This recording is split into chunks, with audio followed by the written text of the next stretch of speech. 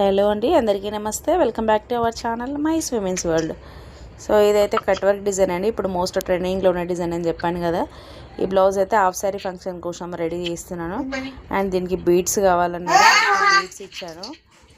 Colour combination అయితే చాలా బాగుంది, light pink and gold. And దీనికి లట్కన్స్ కూడా పెట్టాను, చాలా బాగున్నాయి. And full all over work కాబట్టి చాలా రిచ్ లుక్ అనిపిస్తుంది.